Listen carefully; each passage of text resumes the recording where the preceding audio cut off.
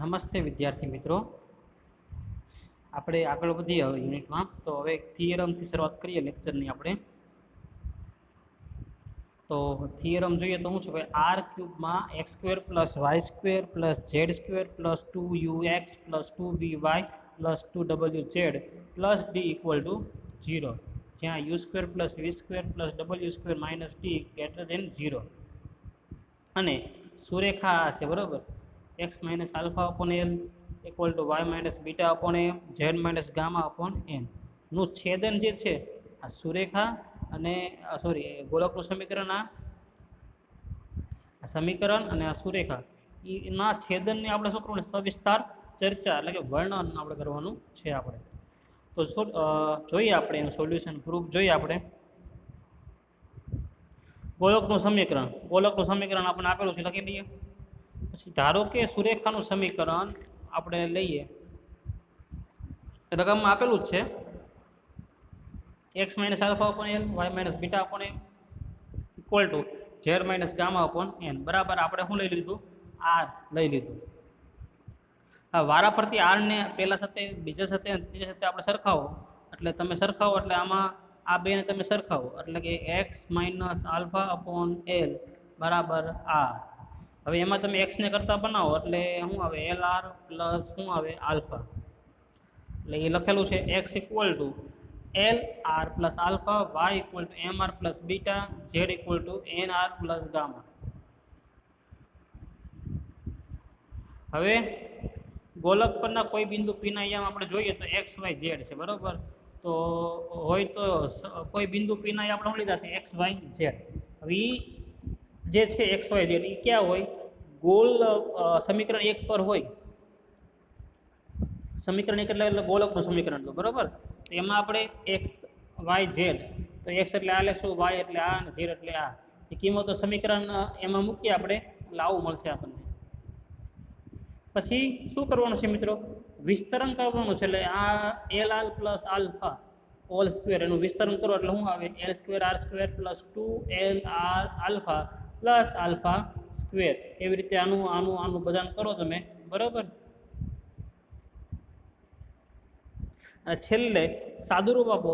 સાદુરૂપ કઈ રીતે આપવાનું છે, આપણે વર્ગાત્મક સમીકરણ બનાવવાનું છે. એટલે કઈ રીતે મિત્રો, આપણે આવા પ્રકારનું સમીકરણ મેળવવાનું છે, a r square plus b r plus c equal to 0. એટલે આપણે આર સ્ક્વેર વાળા પદ છે ને આર આવી રીતે લઈ લેશું, પછી આર વાળા ને પછી અચળ પદ. તેમાં આર સ્ક્વેર છે એમાંથી આર સ્ક્વેર કોમન કાઢી લો એટલે કાઉન્સમાં શું થાય, l square plus m square plus n square into r square. હવે બધામાં 2r કોમન કાઢો એટલે આ વધે અને અચળ પદ. એટલે ફાઇનલી આપણને આ વસ્તુ આ પરિણામ મળશે. હવે આગળ વધીએ.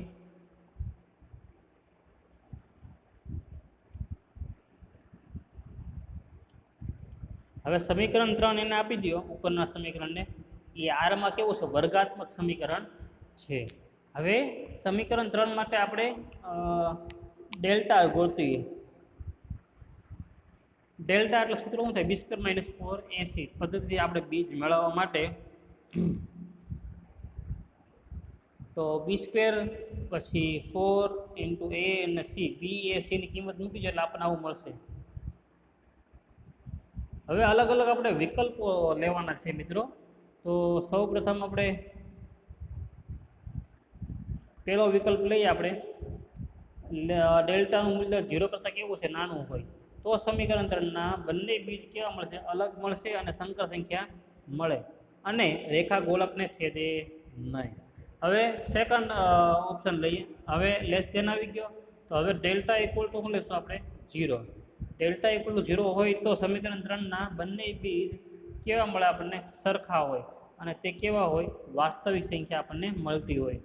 તેથી R1 ઇક્વલ ટુ R2 થાય અને સુરેખા ગોલકને આ બિંદુએ છેદે છે એવું આપણે કહી શકીએ. ફરી વાર ડેલ્ટા ઇક્વલ ટુ 0 એટલે બીજ કેવા મળે આપણને, સરખા અને વાસ્તવિક સંખ્યા મળે. ઉપરાંત R1 બરાબર R2 થાય અને સુરેખા ગોલકને આ બિંદુમાં શું કરતું હશે, છેદતું હશે. આકૃતિ માત્ર જાણ માટે છે. હવે વિકલ્પ નંબર 3. તો વિકલ્પ નંબર 3 માં આપણે જોઈએ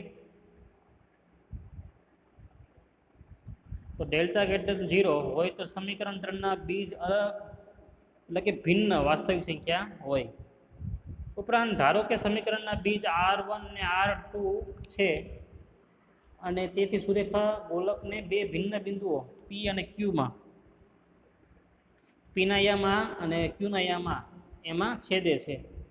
P માટે આપણે R1 બધે લઈએ અને Q માટે આપણે બધે શું લઈશું? R2 લઈશું. હવે એની પછીનો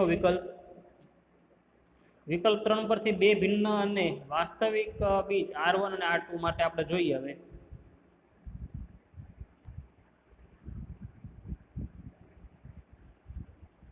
તો હવે R1 + R2 એટલે શું છે? -b/a. કિંમત તો મૂકી દો, -b અને b અને એની કિંમત મૂકો અને એટલે પહેલાં આપણે R1 + R2 એટલે બે R1 R2 એટલે બે બીજોનો સરવાળો મેળવો. એટલે એનું સૂત્ર શું છે? બે બીજોના દ્વિઘાત સમીકરણમાં બે બીજોના સરવાળાનું સૂત્ર છે -b/a. એ આપણે અગાઉ આવી ગયેલું છે સૂત્ર. અને ગુણાકાર શું થાય? સૂત્ર એનું c/a. તો પહેલાં આપણે સરવાળો ગોતીએ -b/a એટલે આવું પરિણામ મળશે. પછી R1 R2 બરાબર c/a એટલે આપણને આવું પરિણામ મળશે. હવે Pના યામ અને Qના યામ તો આપણે જાણીએ છીએ. હવે એના યામ આપણે આલ્ફા બીટા ગામા હોય તો હવે આપણે આ વસ્તુ પરિણામ મેળવીએ છીએ AP² × AQ². હવે AP એટલે શું છે? AP અંતર સૂત્ર આપણે વાપરવાનું છે એમાં A અને P માટે, અને બીજું શું છે? AQ. તો AQ માટે અંતર સૂત્ર આપણે યુઝ કરવાનું છે. તો અંતર સૂત્ર તમે મૂકી દો મિત્રો, એટલે આવું પરિણામ મળશે આપણને. બેઝિક છે તો હાવ સાદુરૂપ દો, તમે સાદુરૂપ આપો એટલે ફાઇનલી આપણને આવું કંઈક મળશે આપણને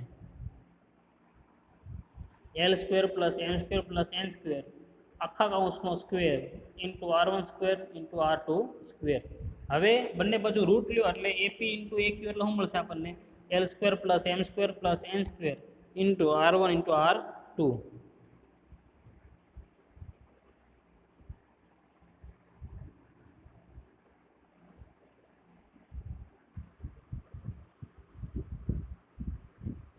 હવે AP × AQ આપણે લઈએ તો આ 6 ની કિંમત જે છે આપણને મળ્યું છે એ કેમાં મૂકવાની છે? આપણે 5માં. એ 5માં આપણે કિંમત મૂકીએ બરોબર, એટલે આપણને AP × AQ બરાબર આપણને આ વસ્તુ મળશે. તો જો સુરેખા ગોલકને બિંદુ A માંથી P અને Q બિંદુમાં છેદે તો AP × AQ અચળ મળે.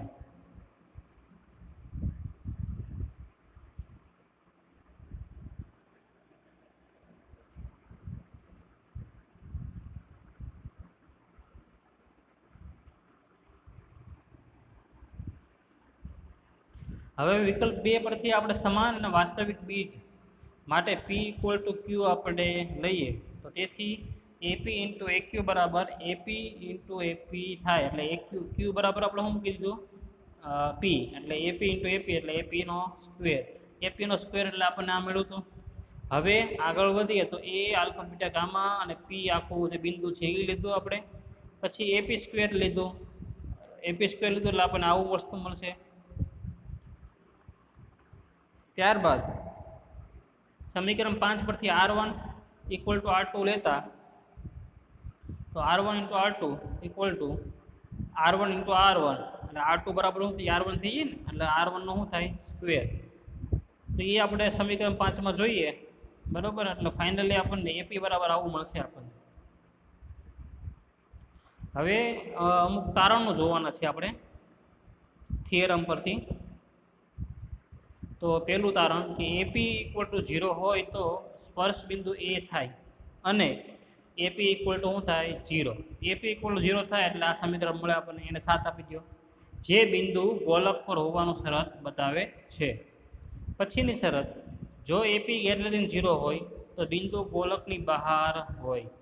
પછી જો AP < 0 હોય બરોબર તો ગોલકની અંદર હોય તેવું અને સ્પર્શક દોરી શકાય. ફરીવાર AP < 0 હોય તો બિંદુ ગોલકની અંદર હોય. આ પહેલી વાત. પછી સ્પર્શક દોરી શકાય, સ્પર્શક ન દોરી શકાય, બરાબર.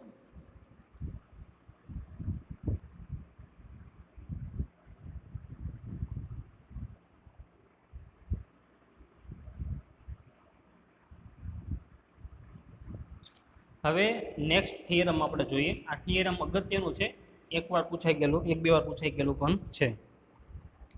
થિયરમ રકમ જોઈએ તો શું છે ભાઈ? પહેલા ગોલકો x² + y² + z² = a² પરના આલ્ફા બીટા ગામા બિંદુએ સ્પર્શતલનું સમીકરણ આપણે મેળવવાનું છે. શું ગોતવાનું છે આપણે? સ્પર્શતલનું સમીકરણ. તો હવે આપણે એનું સમીકરણ મેળવીએ આપણે.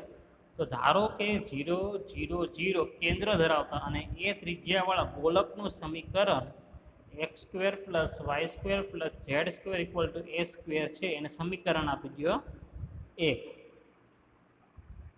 હવે સુરેખાનું સમીકરણ આપણે ધારી દઈએ કે x - α/l y - β/m z - γ/m. એને સમીકરણ 2 આપો.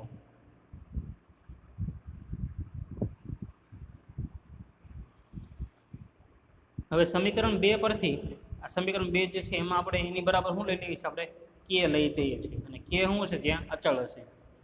હવે આપણે સરખાવવાનું છે. તો પહેલાને આપણે સરખાવીએ k સાથે, અને એમાં x ને કરતા બનાવો એટલે x = lk + આલ્ફા આવે. બીજાને તમે સરખાવો એટલે y = mk + બીટા આવે, અને છેલ્લાને સરખાવો એટલે z = nk + ગામા આવે.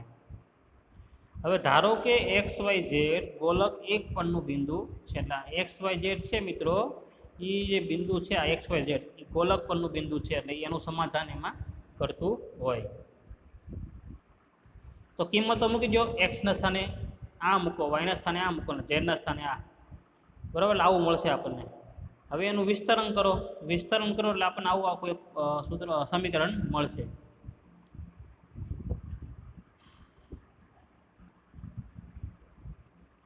હવે સમીકરણનું ટૂંકમાં જે છે એક્સપાન્શન કરી નાખો એટલે હવે સાદુરૂપ દેવાનું છે. વર્ગાત્મક સમીકરણ આપણે મેળવવાનું છે.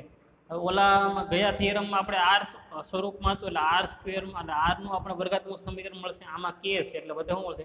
આપણે આમાં k ધારેલો છે ને, એટલે kમાં આપણને શું મળશે? વર્ગાત્મક સમીકરણ મળશે. તો l² + m² + n² × k², 2lk α 2mk β + 2nk gamma α² + β² + ગામા² = a². હવે k² પેલા કોમન કાઢો. k² કોમન કાઢો એટલે આ થશે, પછી 2k કોમન કાઢો, પછી અચળ પદ. તો આ જો સમીકરણ જે મળ્યું એ શું મળી ગયું આપણને? k ના વર્ગાત્મક સમીકરણ આપણને એ મળી ગયું, બરાબર. સમીકરણ 3 એ k માં વર્ગાત્મક સમીકરણ છે.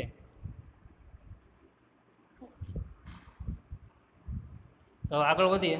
તો ધારો કે સમીકરણ 3 એટલે કે આ સમીકરણ 3, સમીકરણ 3 ના બે બીજ k1 અને k2 માટે આપણે જોઈએ તો k1 + k2 = 0 અને k1 × k2 = 0. એટલે બંને બીજોનો સરવાળો 0 આવશે અને ગુણાકાર પણ 0 આવે એવું આપણે કન્સિડર કરીએ છીએ.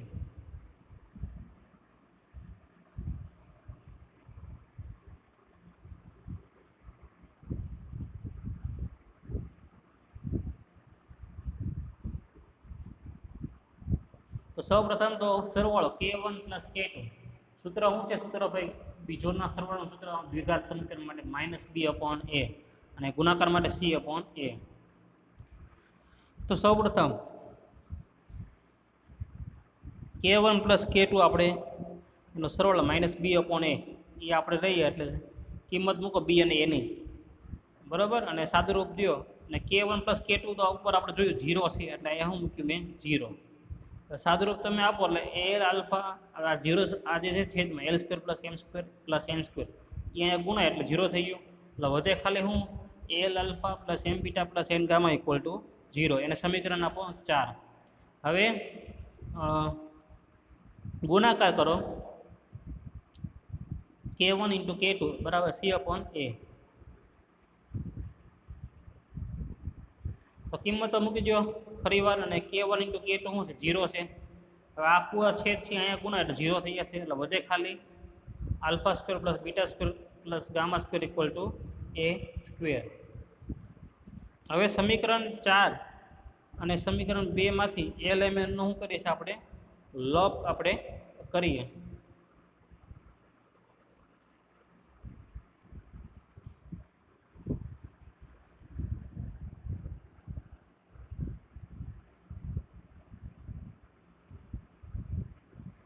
તો લોપ કરીએ એટલે આપણને સમીકરણ 2 માં તમે જોશો તો x minus alpha equal to l, y minus beta equal to m, z minus gamma equal to n મળશે. એ સમીકરણ 4 માં એ કિંમતો આપણે મૂકીએ એલ એમ એનની. એટલે સમીકરણ 4 માં તમે કિંમત મૂકો એટલે આપણને ફાઇનલ શું મળશે?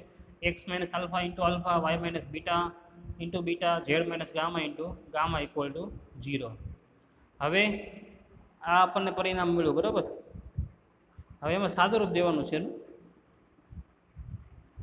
સાદુરૂપ તમે આલ્ફા અંદર ગુણો, બીટા ગુણો અને ગામા, એટલે ફાઇનલી આપણને આવું કંઈક મળશે. X alpha plus y beta plus z gamma minus કાઉન્સમાં alpha square plus beta square plus gamma square equal to 0. સમીકરણ 5 પરથી આપણે તમે જુઓ તો alpha square plus beta square plus gamma square equal to શું મૂકી શકીએ? એ સ્ક્વેર મૂકી શકીએ. તો આની જગ્યાએ આપણે શું મૂકશું? એ સ્ક્વેર. હવે એ સ્ક્વેર મૂકો એટલે માઇનસ એ સ્ક્વેર આવે ને, અને જમણી બાજુ જઈએ તો શું થઈ જાય? પ્લસ. એટલે શું મળશે finally? X alpha plus y beta plus z gamma equal to a square. તો આ શું મળી ગયું આપણને? ગોલક પરના બિંદુ આગળનું સ્પર્શતલનું શું મળી ગયું આપણને? સમીકરણ આ મળ્યું. એ સ્પર્શતલનું શું કહેવાશે? માગેલ સ્પર્શતલનું શું છે આ? સમીકરણ.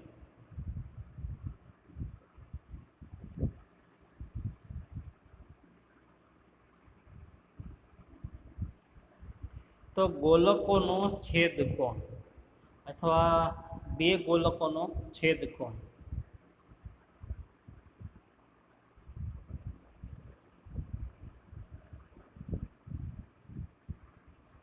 તો ગોલકોનો છેદકોણ એટલે બે ગોલકોના છેદકોણની વ્યાખ્યા જોઈએ આપણે કે બે ગોલકોના છેદ વર્તુળ પરના બિંદુએ ગોલકોને દોરેલા સ્પર્શતલો વચ્ચેના લઘુખૂણાને બે ગોલકોનો છેદકોણ કહેવાય છે.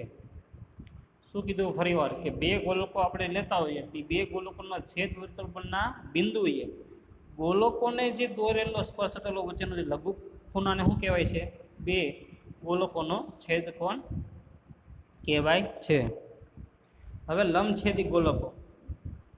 તો જો બે ગોલકોના છેદકોણનું માપ π/2 એટલે કે 90 હોય તો ગોલકોને લંબછેદી ગોલકો કહેવાય છે.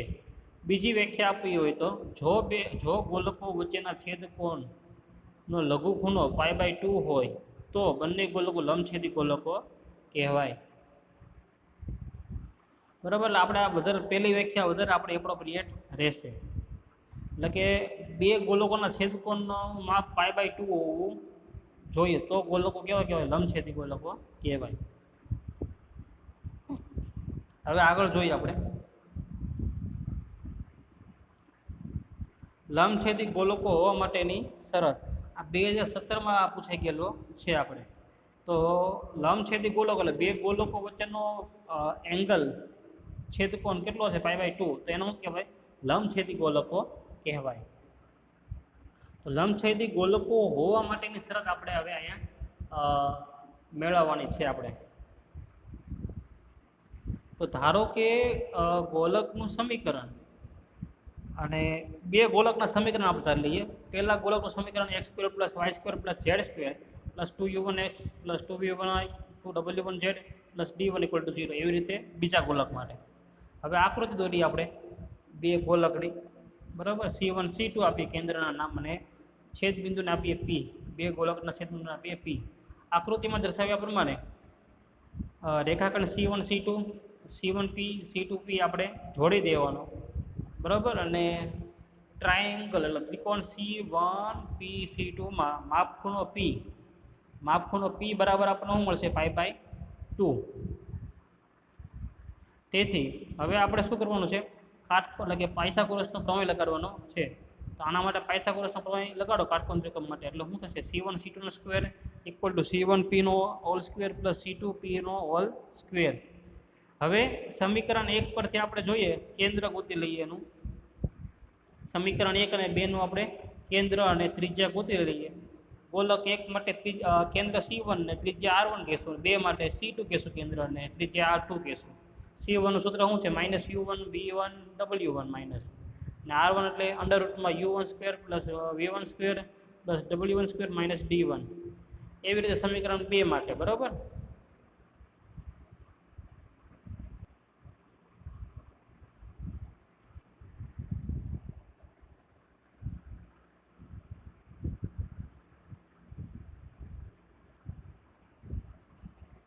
તો સૌપ્રથમ આપણે C1 C2 સ્ક્વેર ગોતીએ, એટલે અંતરસૂત્ર આપણે લગાડીએ છીએ. તો C1 C2 તમે કરો અંતરસૂત્ર, પછી એ વિસ્તરણ કરવાનું છે. વિસ્તરણ કરો અને સાદુરૂપ આપો એટલે આવું એક પરિણામ તમને મળશે.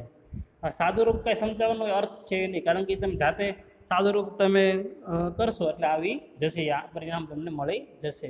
હવે આપણે શું કરવાનું છે, R1² + R2² આપણે મેળવીએ. તો R1 અને R2 આપણે લઈએ એટલે આવું મળશે આપણને. તો હવે આપણને જો આ બંને કિંમતો મળી ગઈ છે. તો હવે C1 C2 નો whole square equal to R1² + R2² માં કિંમતો મૂકતા, તો કિંમતો બંને બાજુ મૂકશો એટલે અમુક વસ્તુ તો શું થઈ જવાની છે, આપોઆપ કેન્સલ થઈ જવાની છે આપણે. તો કઈ કઈ વસ્તુ કેન્સલ થઈ જાય જોઈએ આપણે. તો C1 C2 નો હોલ સ્ક્વેર છે એનું પરિણામ આ મળ્યું, ને R1 + R2² નું પરિણામ આ મળ્યું આપણને, બરાબર. તો એમાં જો કેન્સલ શું થાય છે આપણે જોઈએ તો U1² V1² એવું ઘણું ટૂંકમાં કેન્સલ થઈ જશે. ખાલી વધે શું, એમાં આ વધશે -2 કૌંસમાં U1 U2 + V1 V2 + W1 W2, અને R1² + R2² માં શું વધશે, -D1 -D2, એટલે આ વધશે. ફાઇનલી એ બંને બાજુ માઇનસ કોમન કાઢી દૂર કરો એટલે આવું મળશે આપણને, 2 કૌંસમાં U1 U2 + V1 V2 + W1 W2, અને જમણી બાજુ શું આવશે, D1 + D2. તો જે ગોલકો લંબછેદી હોવા માટેની શરત છે. તો હવે કોઈ પણ તમને બે ગોલકના સમીકરણ આપી દે અને તમને પૂછે કે આ બંને ગોલકો લંબછેદી છે કે નહીં, તે ચેક કરો. તો એના માટે કઈ શરત આપણે ચેક કરવાની આવશે, આ શરત આપણે ચેક કરવાની આવશે, બરાબર. તો હવે એનો દાખલો જોઈએ એટલે વધારે આપણને ખ્યાલ આવે.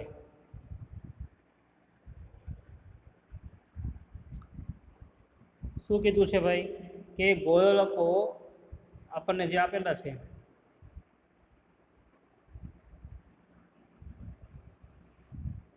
ગોલકો બંને જે આપેલા છે ગોલકો પરસ્પર લંબછેદી છે કે નહીં તે તપાસો. તો લંબછેદી છે કે નહીં ચકાસવા માટેની શરત હમણાં જ આપણે ઉપર જોઈ. તો સૌ પ્રથમ તો આપણે એમાં જરૂર કોની પડે છે, U1 U2 V1 V2 W1 W2 D1 D2 ની જરૂર પડે છે. તો એ પહેલાં આપણે મેળવી લઈએ. હવે U1 V1 ને બધું આપણે ગોલકના વ્યાપક સમીકરણ સાથે તમે સરખાવો એટલે આ બધી વસ્તુ આપણને એમાંથી મળી જાય, અને હાવ સહેલું છે એટલે કંઈ સમજાવવાની જરૂર નથી. તો પહેલાં તો ફર્સ્ટ ઓફ ઓલ આપણે આ વસ્તુ ગોતી લેવાની રહેશે. ત્યારબાદ આપણે 2 કૌંસમાં U1 U2 + V1 V2 + W1 W2 એમાં કિંમતો મૂકી દો અને સાદુરૂપ આપો એટલે કેટલું આવશે, 60 આવશે.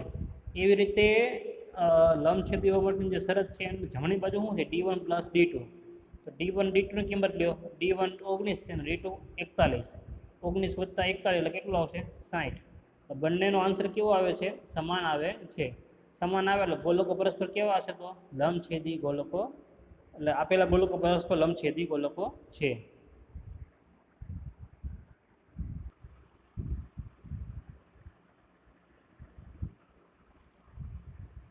હવે સમતલનું સમીકરણ આપ્યું છે, ગોલકનું સમીકરણ આપ્યું છે, તો અને એને સ્પર્શે તો આ સમતલનું સમીકરણ ગોલકને સ્પર્શે તો આપણે કેની કિંમત આપણે મેળવવાની છે. તો એ દાખલો આપણે જોઈએ. તો પહેલાં તો આપણે સમતલનું સમીકરણ લખી લઈએ, kx + y - 2z = 9. સમીકરણ 1 આપો. ગોલકનું સમીકરણ લખી લો, x² + y² + z² = 9. સમીકરણ 1 નું વ્યાપક સ્વરૂપ જે છે આપણું સમતલનું વ્યાપક સ્વરૂપ શું છે ભાઈ, lx + my + nz = શું છે, p. આ એનું વ્યાપક સ્વરૂપ છે. તો lx + my + nz = p સાથે આપણે સરખાવીએ એટલે l = k મળશે, m = 1 મળશે, n = -2 મળશે, p = 9 મળશે આપણને. તો ગોલક x² + y² + z² = 9 નું કેન્દ્ર આપણને શું મળશે, 0 0, અને ત્રિજ્યા કેટલી મળે છે આપણને, 3.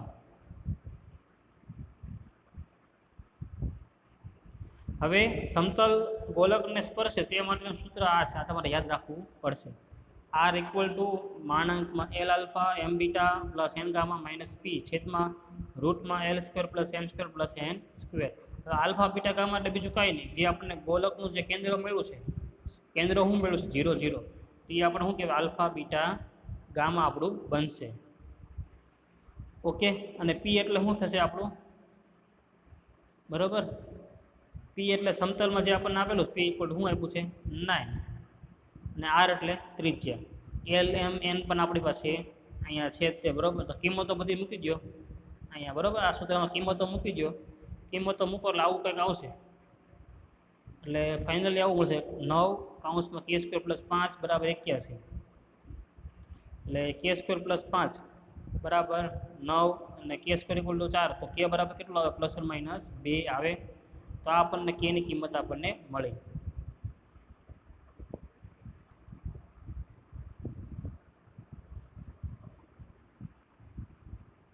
હવે નેક્સ્ટ એક્ઝામ્પલ જોઈએ આપણે. સાબિત કરો કે આર ક્યુબમાં વર્તુળ x square plus y square plus z square plus 5x minus 7y plus 2z minus 8 equal to 0, અને આ સમતલનું સમીકરણ પરના બિંદુઓ એ દોરેલા સ્પર્શકના સમીકરણ આવું છે એવું આપણે સાબિત કરવાનું છે. આપણે તો કરીએ. તો પહેલાં તો ગોલકનું સમીકરણ જે આપણને આપેલું છે વર્તુળનું, એમાંથી આપણે યુવી ડબલ્યુ આપણે મેળવી લઈએ. યુવી ડબલ્યુ કેમ મેળવા એ આપણે જાણીએ છીએ. ગોલકનું કેન્દ્ર મળશે, યુવી ડબલ્યુ મળી જાય એટલે આપણને યુવી ડબલ્યુ મળે એટલે ગોલક કેન્દ્ર મળી જાય. ગોલકના કેન્દ્રના અહીંયા શું છે ભાઈ? Minus u minus v minus ડબલ્યુ. કિંમતો મૂકો એટલે આવું મળશે આપણને. અને જે બિંદુ આપણને આપેલું છે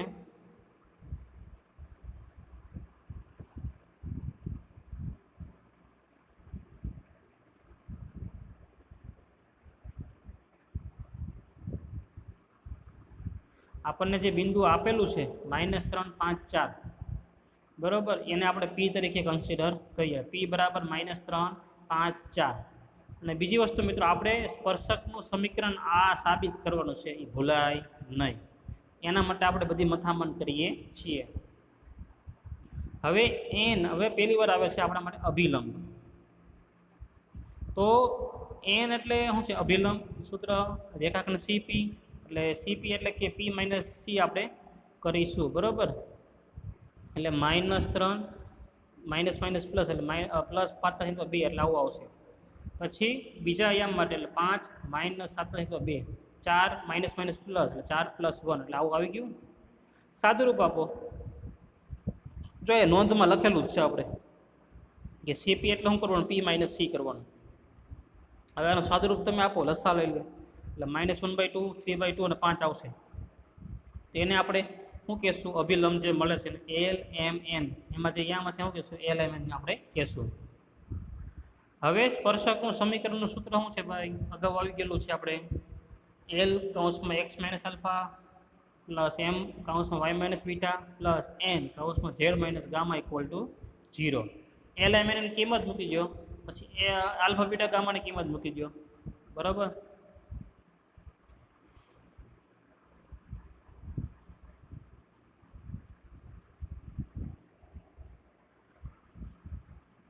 તો હવે આલ્ફા બીટા ગામા એટલે બીજું કાંઈ નહીં, આ તે જે પી મળ્યું છે બિંદુ, એ તે આપણું શું કહેવાય છે? Alpha beta gamma. Alpha beta અને ગામા થશે, બરાબર.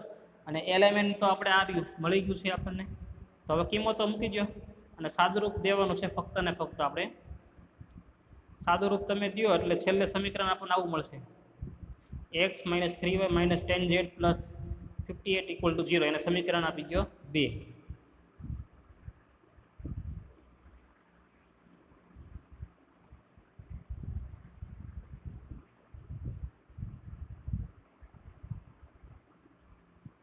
આપેલ સમતલ 3x - 2y + 4z + 3 equal to 0 પરથી અભિલંબ n1 એટલે 3 - 2 4 મળશે આપણને, બરાબર.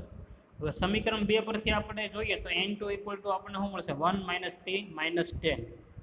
હવે આપણે n ક્રોસ n2 ગોતવાનું છે આપણે, એટલે કે નિશ્ચાયકમાં થશે, કારણ કે ક્રોસ પ્રોડક્ટ છે એટલે.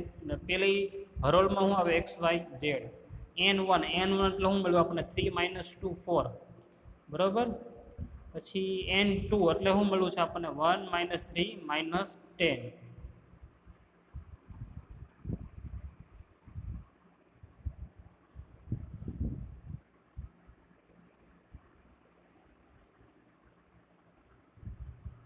તો નિશ્ચાયકમાં સાદુરૂપ ભેદા તમને આવડે જ છે.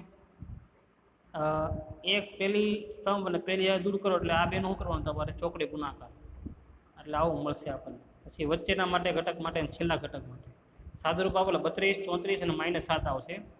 તો હવે આગળ વધીએ તો -3, 5, 4 બિંદુએ સ્પર્શકના સમીકરણ માટે આપણે જોઈએ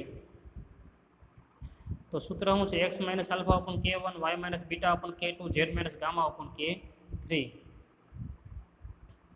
તો હવે અહીંયા આપણને જે બિંદુ મળ્યું ને મિત્રો નિશ્ચાયકનું, આ k1, k2 અને આ શું થશે k3, બરાબર. અને આલ્ફા બીટા ગામા તો આપણે આ આલ્ફા, આ બીટા અને શું થઈ ગયું ગામા. તો મૂકો કિંમત x - આલ્ફા, આલ્ફા એટલે શું છે -3, માઇનસ માઇનસ પ્લસ એટલે x + 3, k1 એટલે 32 છેદમાં 32. પછી y - બીટા, બીટા એટલે શું છે 5 એટલે y - 5 છેદમાં k2 એટલે 34, z - ગામા, ગામા એટલે 4, z - 4 છેદમાં k3 એટલે -7. એટલે ફાઇનલી આપણને સમીકરણ મળી ગયું ને જે આપણે સાબિત કરવાનું હતું.